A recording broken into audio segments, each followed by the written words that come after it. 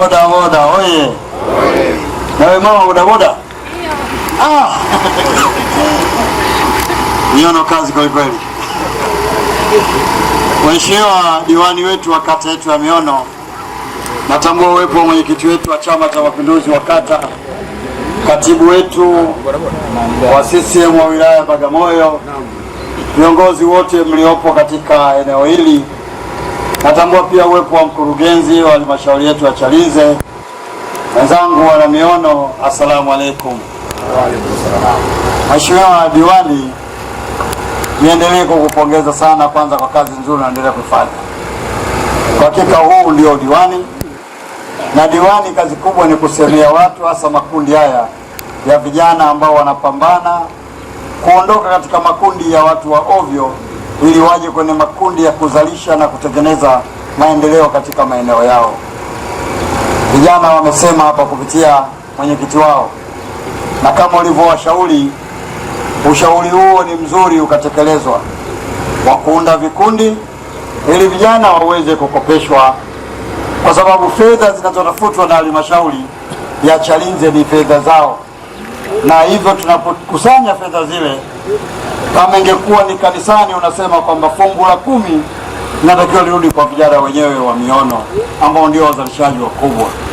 Nataka nikuhakikishieni vijana wenzangu, katika haya ambayo yameelezwa mwenyekiti wenu, hususa kwenye jambo hili la kuwawezesha kwenye kikundi chenu ili muanze kupata pikipiki, ninadhani mheshimiwa diwani waliratibu vizuri, tujue mahitaji yao hasa ni mangapi, ili sisi kupitia halmashauri yetu tunapokwenda kugawa vifaa au tunapokwenda kugawa zile fedha kama ilivyoelekezwa na ilani, iwe tunagawa kwa hakika tukiamini kabisa tunakwenda kutatua tatizo la vijana wa Miono.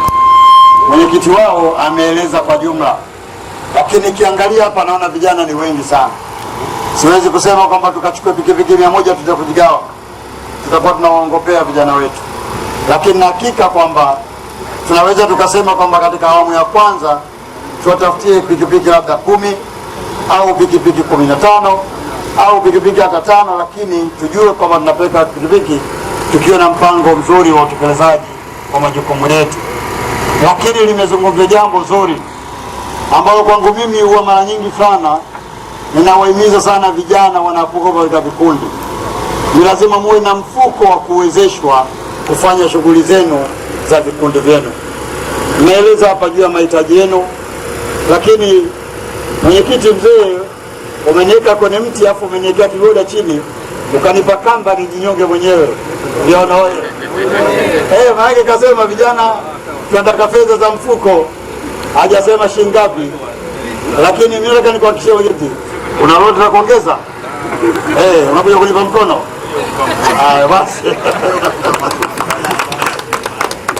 Mwenyekiti wewe, vijana wa Miono mwenyekiti mnaye. Maana mwenyekiti huyu anajua amekaa kimkakati kwamba anapotaka jambo lake lifanikiwe, anajua jinsi gani ya kushawishi. La msingi niseme jambo moja, sisi viongozi wenu ambao kwa bahati nzuri tumechaguliwa kupitia ilani ya Chama cha Mapinduzi, ilani imetuelekeza kwamba tunapotakapochaguliwa na kwenda kuunda halmashauri zenu, na sisi tunatokea halmashauri ya Chalinze, mhakikishe mambo makubwa mawili mnayafanya. Moja, mtenge 15% ya fedha ambazo zitakusanywa katika halmashauri yenu ziende kwenye makundi yale matatu ya vijana, wakina mama na walemavu. Hii ni tofauti na ilivyokuwa miaka 5 iliyopita ambapo ilani ilielekeza kutenga 10%.